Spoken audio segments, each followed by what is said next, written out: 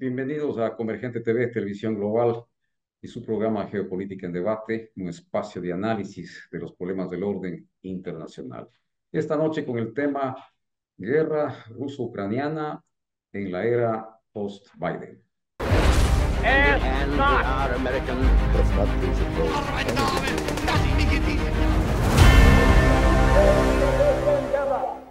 Tras 1030 días de conflicto entre Rusia y Ucrania, en el marco de la llamada Operación Militar Especial, la llegada de Donald Trump al poder en la Casa Blanca ciertamente que va a inclinar el conflicto hacia una desescalada negociada o un estancamiento prolongado, favoreciendo en mayor medida a Rusia. El enfoque menos intervencionista y pragmático del presidente Trump probablemente reducirá la presión sobre Moscú, dejando a Ucrania en una posición más comprometida. Sin embargo, mucho dependerá de cómo reaccionen otros actores, como son la Unión Europea en el marco de la OTAN. Y bueno, Trump ejercerá presión a Ucrania para negociar en aras de aceptar un acuerdo de paz conforme el ofrecimiento de campaña que hiciera el electo presidente. En cambio, Rusia habría buscado un acercamiento con el presidente Trump y un entendimiento que le podría llevar a un enfoque más conciliador entre ambos países. Para analizar este tema se encuentra con nosotros el señor magíster Juan Francisco Vivero Viteri. Él es máster en estudios estratégicos por la Emory University de los Estados Unidos, es máster en administración de negocios por EUDE Business School de España, licenciado en ciencias aeronáuticas militares por la ESPE, es licenciado en comercio exterior y aduanas por la UNACAD e ingeniero comercial por la misma ESPE. Además, ostenta certificaciones en liderazgo estratégico, comunicación y coaching, y actualmente es catedrático en estrategia y economía de la defensa en la Universidad de las Fuerzas Armadas. Pues bien, damos la más cordial bienvenida al magíster Juan Francisco Pidera. Hola Timmy, buenas noches. Muchas gracias por esa amable presentación. Sabes que así estemos atravesando estas épocas ya casi navideñas y fin de año. Para quien está presente con Convergente TV, siempre es un gusto pues ser partícipe de estos diálogos tan interesantes y tan importantes para el contexto mundial, regional y no se diga nacional, porque tenemos que estar todos pendientes de lo que pasa en el mundo. Muchas gracias por la invitación. Gracias, querido Juan. Esta es la segunda oportunidad que nos acompañas por este medio de comunicación. Para iniciar tus primeras reflexiones respecto a la problemática en Europa Central de cara a la administración de Donald Trump. Bueno, la guerra esa rusa-Ucrania, que ya como lo dijiste, pasa los 1600 y pico de días a esta altura, y con todas las consecuencias que ha tenido, no sorprendió al mundo la ventaja que obtuvo en las elecciones del presidente Trump, pero también no tenemos que sentirnos sorprendidos igualmente quienes estamos estudiando la estrategia, lo que está pasando en el mundo, respecto a los pensamientos que él venía teniendo ya en campaña, y no se diga alguna de las acciones que tomó cuando, por ejemplo, quiso presionarle al presidente ucraniano sobre las investigaciones de la familia Biden y demás. Creemos nosotros que también se mueve el tablero cuando el presidente saliente de los Estados Unidos autoriza el uso pues, de las armas de estas tácticas que hizo que se empiece a despertar ese gigante como es Rusia y las consecuencias que pudiese tener la intervención más fuerte de lado y lado después de que ya se siente pues en el sillón presidencial el presidente Trump. No obstante, ¿qué tipo de paz se pudiera obtener bajo la óptica del presidente Trump? Me refiero a una paz con dignidad para Ucrania, una paz con humillación para el vencido en este caso, o una paz con libertad. ¿Cómo obtener esa anhelada paz para Europa Central, específicamente Ucrania, que acepte una posición de negociación en las circunstancias actuales? ¿Cuál sería tu criterio? Yo creo que ahí debemos hacer una reflexión, Timmy, en el sentido de que lo que desean las sociedades a veces dista de lo que pueden querer los comprometidos líderes políticos. Y en este sentido, la presencia de la OTAN y los presidentes, no se diga el protagonismo que tiene el canciller alemán, por ejemplo, y de hecho definitivamente lo que pueda decir Xi Jinping en China, nos deja pensar que también las opiniones que ha dado en campaña y que está prometiendo ya de hecho, en sus primeras declaraciones y entrevista que tuvo el presidente Trump, de lograr una paz, todavía para quienes no comparten mucho con sus criterios, creen que pueda ser un trampolín político para estar en la palestra, ¿no? En la palestra de la opinión mundial, que no lo necesitaría en realidad al ser el presidente de la potencia más grande del mundo, pero sí, en cambio, pensar que no lo que él diga y pueda proponer nos pueda conducir a un ambiente de paz, ya que eso no está bien visto, al menos a priori, por los líderes europeos. Definitivamente, el querer también un poco presionar o advertir que los Estados Unidos podría salir de la Organización del Tratado del Atlántico Norte es también grave y puede poner en riesgo la paz y darse una escalada del conflicto, ¿no? Que tampoco nadie creo que quiera y espera. Absolutamente, pero continúa para Estados Unidos, siendo Eurasia, yéndonos ya al plano netamente geopolítico. Decía, es que Eurasia es el tablero geopolítico mundial para Estados Unidos en el que se juega su supremacía y la hegemonía del mundo o una posición diferente a esta visión que ha sido por décadas de los Estados Unidos de Norteamérica, pudieres sacarle de ese escenario global a Estados Unidos respecto de la hegemonía, quiero decirte. Hace un momento mencionabas tú de que hay una amenaza sobre la permanencia en la OTAN, o por lo menos su participación más activa. Pero en todo caso, el tablero geopolítico sigue siendo Eurasia. ¿Estados Unidos lo ve así o el señor Trump lo ve de diferente manera? ¿Cuál es tu criterio? A ver, en términos de geopolíticos, la importancia que la OTAN es para los países europeos y para la paz europea es de muchísimo valía, de un puntaje muy alto en el análisis estratégico que hay.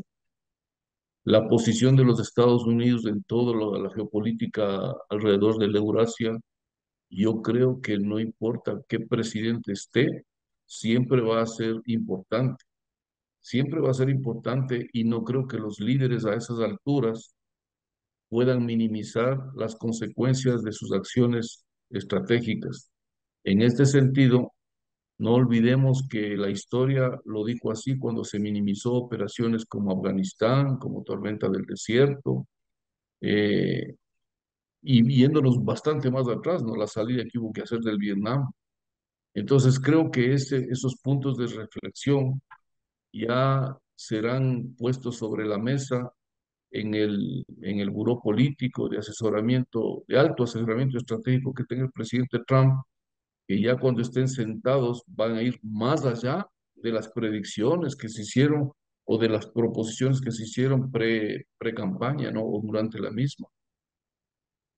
Y en este orden de ideas, Juan, un eventual final de la guerra de Ucrania, con pérdida evidente para Ucrania, ciertamente sería también, o supondría un fracaso para lo actuado por la OTAN y por la Unión Europea. ¿Cómo le deja a Estados Unidos y a la Unión Europea, geopolíticamente hablando, si es que efectivamente se da en los términos que el presidente Trump lo ha planteado, y en especial su enviado especial, el general Kellogg, que él plantea, ya vamos a ver cuáles son las opciones que plantea él para zanjar la problemática ruso-ucraniana.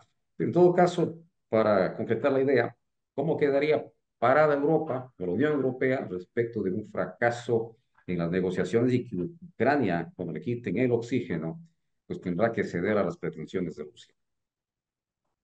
Yo te invito ahí a considerar, y esto lo digo a título personal, de hecho, Timmy, para quienes estamos ahí interesados en el tema, pero que tampoco está escrito en piedra los conceptos que se pueden vestir al respecto.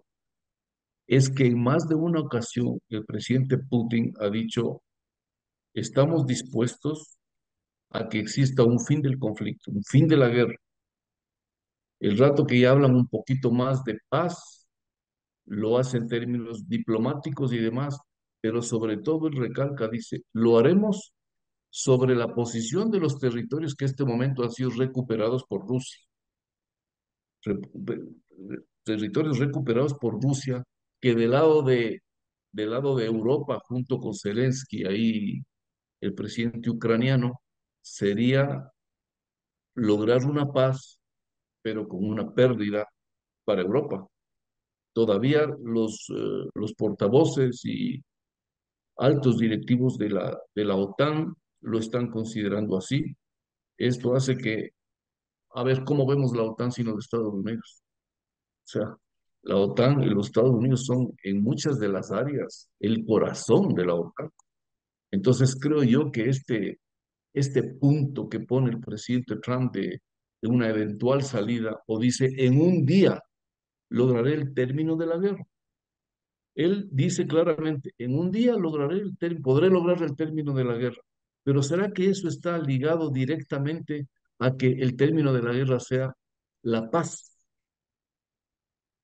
en las condiciones en las que la quiere el presidente ucraniano?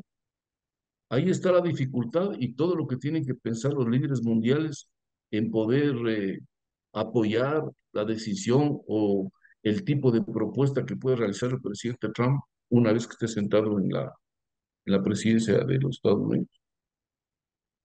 Yo te mencionaba al enviado especial del presidente Trump para este tema en particular.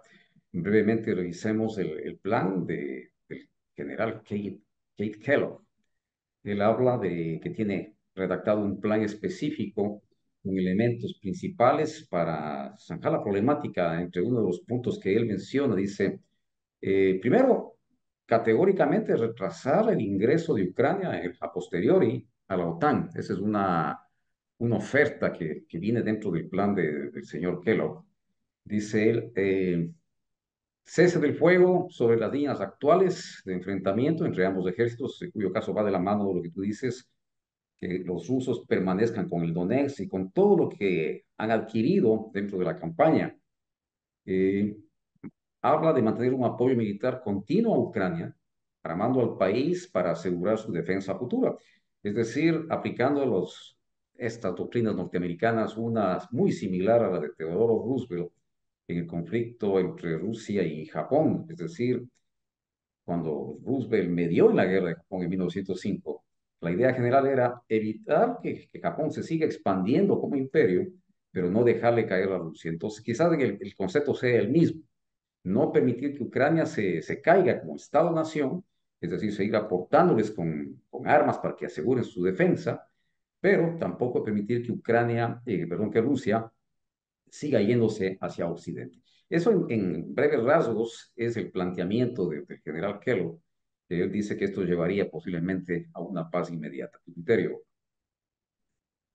Mira, Tim, fíjate en los cuatro puntos que pone sobre la mesa el general. Por así decirlo, todos son post-objetivo, como a veces se dice en estrategia.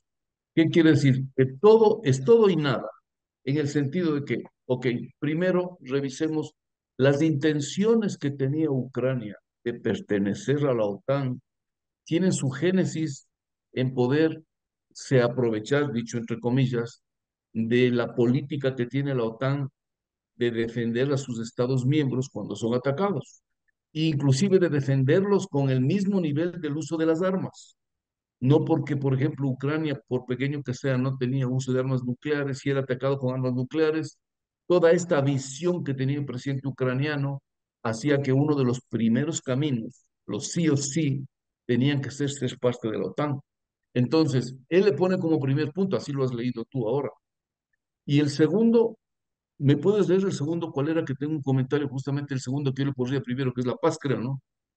Claro, de las líneas de enfrentamiento actuales, primero separación de fuerzas, pero respetando las adquisiciones territoriales por parte de Rusia. Pues te das cuenta, entonces todo es pro Rusia. O sea, claro, yo mando a mi enviado para lograr la paz en un día, si es que se cumple.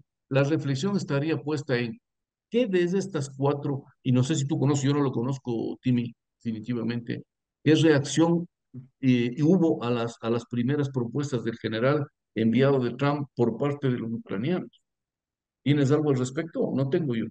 Claro, de hecho, el señor Zelensky, él habla de sentarse a negociar, pero en condiciones diferentes.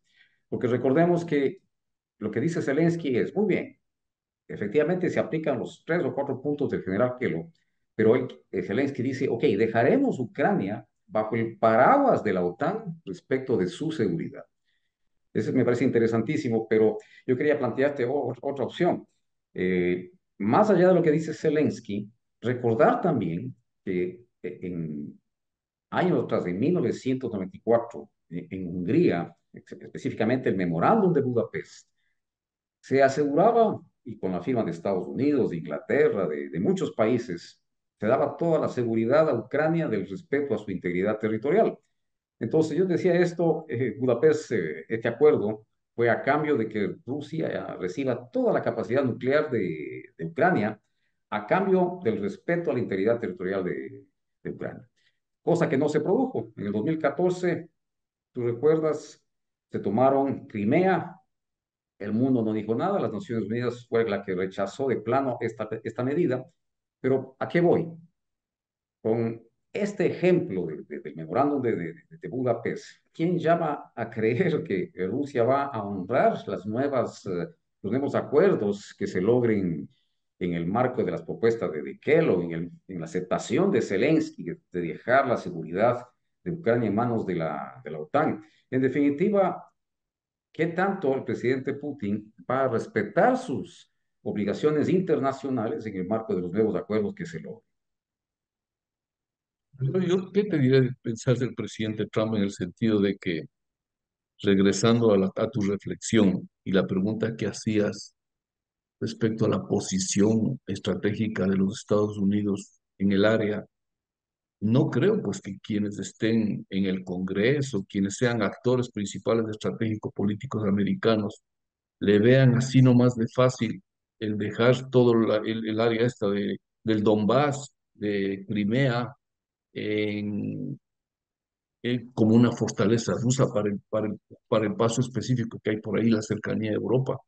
Entonces, yo creo que el punto de quiebre definitivamente va a ser la no aceptación, al menos, o sea, que sea muy clara la, la puesta en evidencia de que el paraguas, ¿qué significa el paraguas de la OTAN para una Ucrania que no sea un Estado miembro? No lo tengo muy claro por ahí. Y lo segundo, tú lo acabas de terminar diciendo, ¿quién garantiza que el presidente Putin, que ha incumplido un montón de tratados, no se diga unos tratados bilaterales únicamente con Ucrania, lo vuelva a hacer ahora? Entonces, no la tiene muy fácil el presidente Trump también, ¿no? Yo todavía pienso que que sí son manifestaciones verbales políticas de propaganda todavía, pero que le deben estar preocupando mucho a él y a todo su buró. No, definitivamente. ¿Cuál es tu criterio? ¿Esta guerra de Ucrania es una guerra proxy, es decir, un escenario en donde intervienen terceros países para sus propios fines geopolíticos? A no dudarlo, a no dudarlo porque nos hemos olvidado de comentar de un par de actores, ¿no? Uno de ellos es Corea del Norte. Corea del Norte está poniendo soldados, está movilizando tropas en beneficio de las tropas rusas, no solamente logística, sino inclusive de personal para que pueda subir.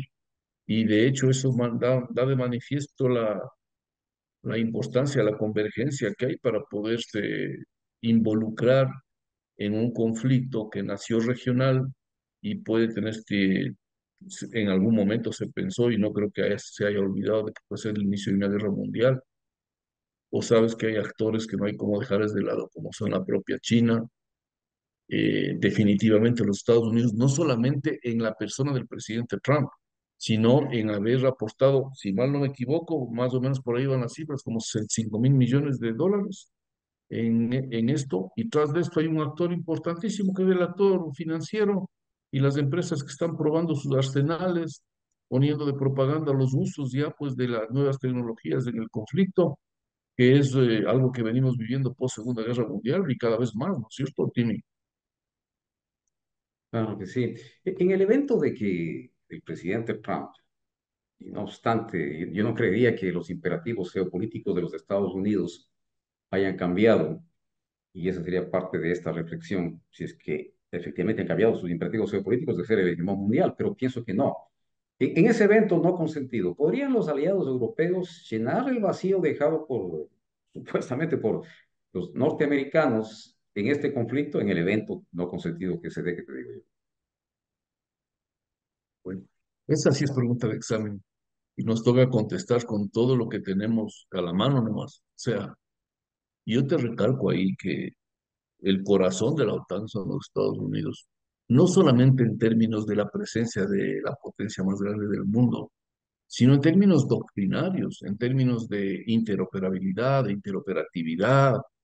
Los estados mayores de la OTAN son, si bien es cierto, son ocupados las posiciones por jefes militares de varios países, no es menos importante la presencia americana en términos de capacitación, de coordinación.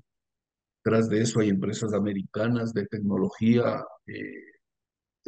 satelital, uso de los mismos satélites para muchísimas de las operaciones. Entonces, que se puede, se puede. Creo que los ejércitos de la OTAN son tan fuertes en los Estados Unidos, pero les tomaría tiempo poder en realidad ser una fuerza, porque la fuerza de la OTAN, acuérdate, que está basada en, en acuerdos políticos, en acuerdos políticos muy férreos, con una energía basada en su apoyo financiero a los más pequeños y demás, pero que han sido fuertes a nivel del mundo porque están respondiendo a todos los intereses occidentales. Ahí veo yo la dificultad. Imagínate lo que sería también tener a una Europa caminando a que tenga su propia fuerza militar, me refiero ausente de Estados Unidos, y movernos en tres ejes, ¿no? O sea, Rusia, ahora la Europa, y Estados Unidos de qué lado estaría en ese momento. La salida, recordemos nuevamente, Timmy, la promesa, la idea de salirse de la OTAN de Trump no es reciente. También fue cuando estaba presidente, empezó a hablar al respecto. No sé si era pues esas amenazas para que se haga pensar en algo a la comunidad, a la OTAN, a los países europeos, en el sentido de que más de una vez el presidente Donald Trump manifestó que el esfuerzo que hacen los americanos no es adecuadamente reconocido por Europa. O sea, debería ser de mejores formas reconocida. O sea, hacemos algo por lo cual no somos bien pagados. Es el mensaje que llegó, ¿no? No, eso es definitivo. Históricamente se dice, ¿no? Los europeos detestan a los estadounidenses, pero en cambio se sienten muy cómodos con su protección y seguridad militar que ellos les puedan proporcionar. Pero de todas maneras, yéndonos ahora al escenario ucraniano, el señor Zelensky, ¿cómo manejaría Ucrania una posible disminución de la ayuda militar y financiera de los Estados Unidos? ¿Sería el fin de Ucrania finalmente? No diría yo el fin de Ucrania, pero sí el fin de las intenciones ucranianas que tenían como objetivo cuando prolongaron la guerra.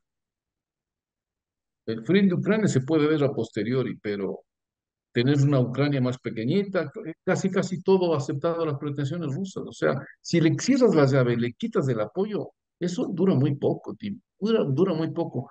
Lo poco que el mundo sabe del apoyo que ha habido, que se conoce, y otro que también hay behind the bushes, como dicen los americanos en inglés, para que se sostengan las operaciones ucranianas de guerra, en la guerra, se van a notar al toque si se cierra la llave.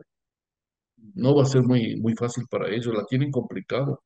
A lo mejor por eso también el presidente dice, nos podemos sentar, porque sabe que el apoyo mundial va a tener un fin en algún momento, ¿no?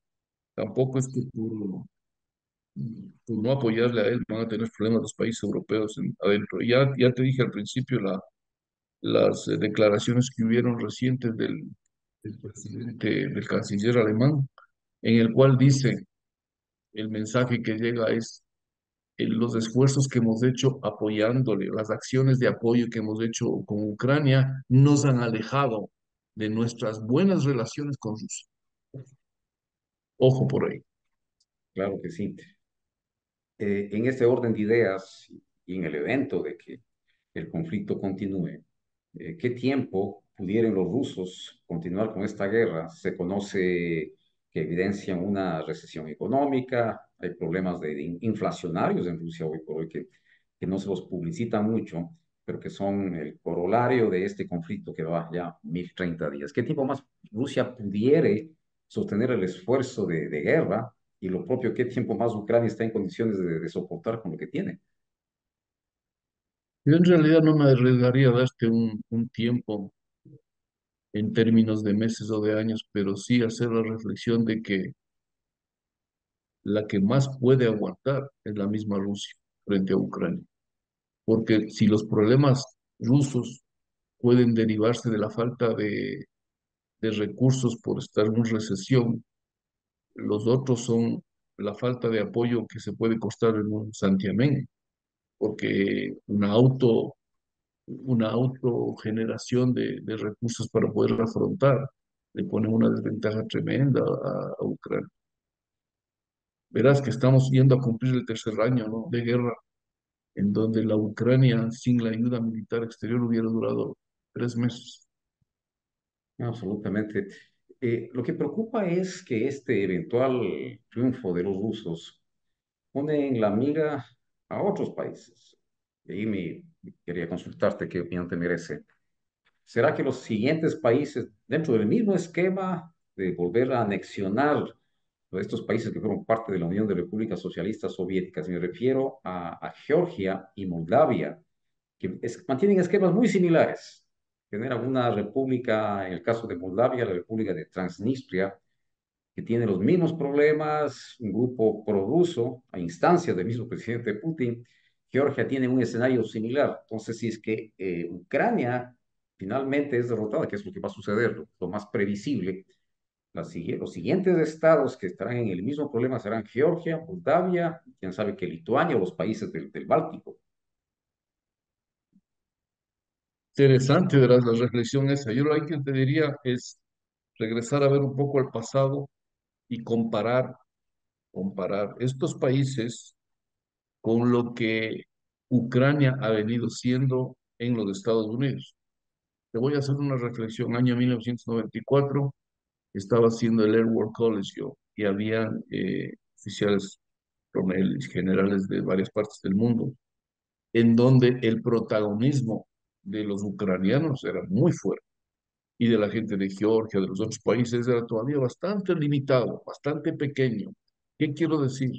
Que me atrevería a comentar que el liderazgo en esos países todavía no corresponde al nivel mostrado por el presidente ucraniano.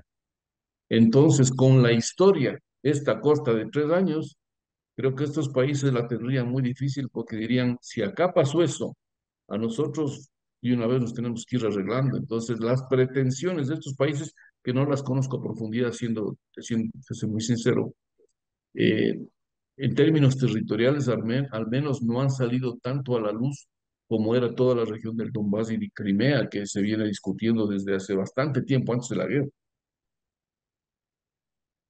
No, definitivamente. Este martes y de la forma que el presidente Zelensky está llevando la guerra, parece que está yendo con todo lo que puede. Les decía, este día martes el mundo amaneció con la noticia del asesinato del general Igor Kirillov. Eh, y los rusos dicen que este tema lo van a llevar al Consejo de Seguridad de las Naciones Unidas. El presidente Zelensky y su mando militar hablan de que este general es responsable de miles de ataques aéreos con armas químicas. Recordemos que el general Igor Kirillov es el jefe de las fuerzas radiológicas y químico-biológicas de las Fuerzas Armadas de Rusia. ¿Qué opinión te merece esa forma, quizás ya yendo a nivel un tanto táctico, con un impacto estratégico, sin lugar a dudas, la muerte de este general? ¿Qué opinión te merece la forma en que se está guerreando en tres otros países? Tú has hecho el análisis perfecto ahí al respecto, porque cada, cada vez que nos llegan este tipo de noticias, como la del asesinato del general ruso, nos estamos dando cuenta que nunca la niebla de la guerra o la incertidumbre en la que vive el escenario de un conflicto armado dejará de desaparecer. Además, no sé si tú sientes igual que se le veía, ¿no? Pues a una Rusia que tenía que haber hecho un esfuerzo territorial y militar para poder ir a ocupar o mantener las posiciones en donde Ucrania estaba sentada defendiendo, y el esfuerzo que tendrían que hacer las tropas ucranianas eran menores a este tipo, pero suceden tres o cuatro estados de la guerra más adelante, donde, por ejemplo, el uso de las armas hace que no solamente empiece a llegar Ucrania con estas armas sofisticadas a los territorios ocupados por los rusos, sino que se empiecen a dar este tipo de acciones que tú lo has dicho, acciones tácticas con consecuencias estratégicas importantísimas. También hubo en pasados conflictos, empiezan a morir los líderes militares, líderes políticos que dejan a ver la posibilidad real que hay de la guerra simétrica que tanto se discutió en los años 80, 90, de las formas estas asimétricas de poder ir logrando algo, pero que visto desde un punto muy, muy reflexivo, no son convenientes para quienes estarían queriendo lograr a corto tiempo la paz. Correcto, correcto.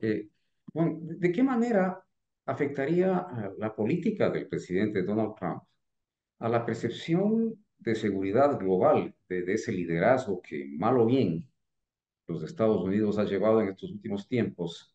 Y me refiero, ¿cuál será la lectura respecto de conflictos internacionales que puedan presentarse? Se pueden incentivar el surgimiento de conflictos en regiones como el Cáucaso, en Asia Central. Inclusive, esta posición del presidente Trump pudiera darle la percepción equivocada a Xi Jinping de cuál sería el accionar de los Estados Unidos, yéndonos un tanto más al sudeste asiático ahora. ¿Qué pasaría con Taiwán? ¿Será que la lectura del presidente chino sea que si es que se permite que Rusia haga lo que viene haciendo, no será cuestión de tiempo para que las fuerzas del presidente Xi Jinping den por hecho y pues bien se produzca la anexión del territorio de Formosa de la isla de Taiwán? ¿Cuál es tu criterio de la lectura internacional que estaría dando la posición del presidente Trump? A ver, visto el presidente Trump como un líder, como lo es definitivamente, liderando la potencia más grande del mundo, no creo que un líder de esas condiciones sea capaz de manejar en las acciones ya específicamente estratégicas un doble discurso. Si una persona es capaz de hacer todo lo que ha hecho ese presidente, es un presidente, es una persona, un líder que la percepción que da es que se va a tomar bastante menos tiempo en tomar acciones y una toma de decisiones con consecuencias estratégicas graves, dadas porque es una persona que actúa más rápido o porque es una persona que no analiza tanto como analizan los demás. Tú le ves al presidente Biden saliente, una persona que se demora demasiado para muchos, para otros demasiado reflexivo, calculador al máximo. Se mandó este permiso para el uso de las armas en este conflicto con el que estábamos conversando, pero en temas de presencia americana y hegemonía mundial, les hace pensar mucho más a las sociedades y al mundo lo que pudiera hacer el presidente Trump con las muestras que tiene de poder tomar decisiones sin mucha reflexión. Correcto, Juan, y en honor al tiempo y para ya ir concluyendo, eh, en la posición norteamericana, bueno, del presidente de Estados Unidos, mucho se dice que los presidentes en funciones, realmente ellos ya llegan con una agenda bajo el brazo, una agenda ya previamente construida desde el complejo industrial militar, desde la capacidad económica de los grupos que ostentan realmente el poder en Estados Unidos. ¿Será que el presidente Trump tiene realmente la capacidad de tomar ciertas decisiones que le dejen al margen, que le dejen a Estados Unidos al garete respecto de sus intereses geopolíticos, de ser el hegemón mundial, de darle cabida a Rusia con sus pretensiones en Europa, permitir que China haga lo que tenga que hacer con Taiwán. ¿Será que van a permitir realmente quienes detentan el poder? Hay un filósofo francés, Foucault, él decía que al que no se ve es el que no tiene el poder realmente. El poder lo ostenta, no es el que está dando la cara en el país. Hay unas fuerzas que tienen intereses más importantes, decía el complejo industrial militar, que están medrando de este conflicto. No sé si fui claro, Juan. Clarísimo, pero yo lo que me atrevería a decirte es de que si él en su primer mandato mm, vio frustradas muchísimas de sus intenciones, tenemos que considerar que la estructura de todo el país, de la sociedad americana, de todos los que dependen del tío Sam, es demasiado fuerte como para que una persona pueda hacer lo que líderes latinoamericanos, líderes tercermundistas pueden hacer en otros países. La estructura es demasiado fuerte, toma tiempo, tomará demasiado tiempo para que eso pase. Existen actores al interior que, como tú lo dices, bueno, definitivamente eh, tiene que haber grupos intencionados por un lado, pero la resistencia que está en el otro no deja de tener estrategia, pensamiento reflexivo y que creo que deben estar haciendo cosas para poder sostener una potencial toma de decisiones que no le favorezca para nada a lo que significa la sociedad americana y la hegemonía mundial del país. Correcto. Para concluir, yo quería hacerte esta reflexión. El politólogo de Harvard, Samuel Huntington, él afirmaba que respecto de esta primacía de los Estados Unidos, decía, un mundo sin la primacía de Estados Unidos será un mundo con más violencia y desorden y con menos democracia y crecimiento económico que un mundo en el que los Estados Unidos continúen teniendo pues el control y continúen siendo el hegemón mundial. ¿Qué opinión te merece ya para ir cerrando? Siempre es, siempre da ganas de seguir conversando de largo, Timmy, porque cada pregunta que haces da, da chance para poder opinar de una manera reflexiva e interesante. Yo creo que, a ver, todo lo que la historia nos ha hecho pasar y nos ha hecho pensar para quienes hemos estado en ciertos foros a nivel del mundo donde te dicen, los americanos se meten en lo que no deben, los americanos se creen dueños del mundo, los americanos tienen como doctrina ir a poner paz en el mundo porque los demás no se pueden poner de acuerdo. La contrapregunta es, los demás países, excluyendo a ciertas potencias mundiales, europeas, de ese nivel, están en condiciones de poder llevar adelante todos sus programas de desarrollo sin intervención americana o sin intervención de un país que en realidad ponga el balance cuando existen también líderes negros, por así llamarlos, del otro lado. Yo creo que siempre vamos a necesitar la tutela del hermano mayor.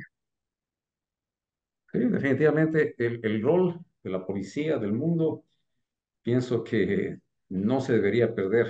Sería complicado ver ese rol, posiblemente desde la óptica del señor Xi Jinping o de Vladimir Putin, desde su talante autocrático, liderando los conceptos globales. Sería interesante verlo, pero en lo personal desde Occidente creo que ha sido más positivo que negativo el que los Estados Unidos ocupen ese rol de adalid de la libertad en el planeta.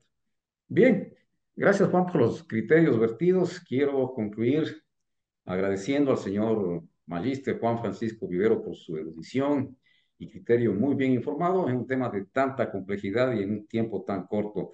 Asimismo, a nuestros auspiciantes y a los grupos que nos han permitido replicar este programa, mil gracias por permitirnos ingresar en sus lugares. Será hasta una próxima oportunidad. Buenas noches. Un abrazo, Juan. Muchas gracias. Gracias, Jimmy.